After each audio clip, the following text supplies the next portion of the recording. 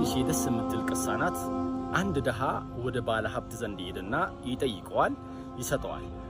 በሁለተኛውም ይጠይቀዋል፣ ይሰጠዋል። በሶስተኛ ደረጃ ላይ ደግሞ መቼስ የሰው ልጅ ነውና ያባረዋል። ጨለመበት፣ ግራ ቀኙን አየ፣ የሚገባበት አጣ፣ የሚበላው የሚጠጣው ነገር የለውም።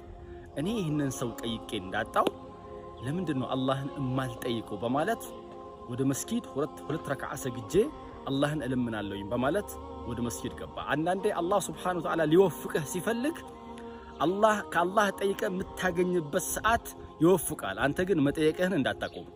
ይህ ሰው ወደ መስጊድ ገባና ያ ረቢ አለ፣ አንተል ገኒዩ አንተ ባለ ሀብት ነህ፣ ወአና ፈቂር እኔ ደሃ ነኝ፣ ወፉላኑን ፈቂር እኔ ጠይቄው የከለከለኝም ሰው ደሃ ነው።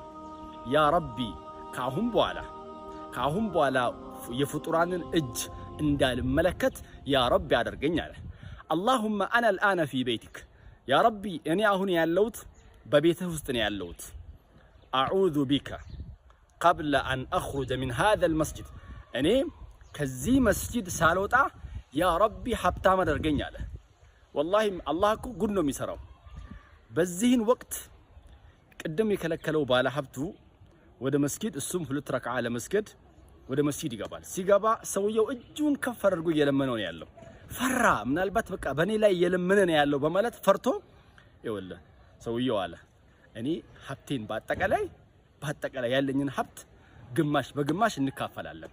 አንተ እኔው ጋር ስራ ሀብቴን በግማሽ ሰጣለሁ። አንተ ብቻ በኔ ላይ ዱዓ እንዳታደርግ እንዳትለምንብኝ ብሎ ሀብቱን በአጠቃላይ ያለውን ሀብት በአጠቃላይ በግማሽ አካፈለው። ይሄንን ሀብት ያካፈለው ማን ነው?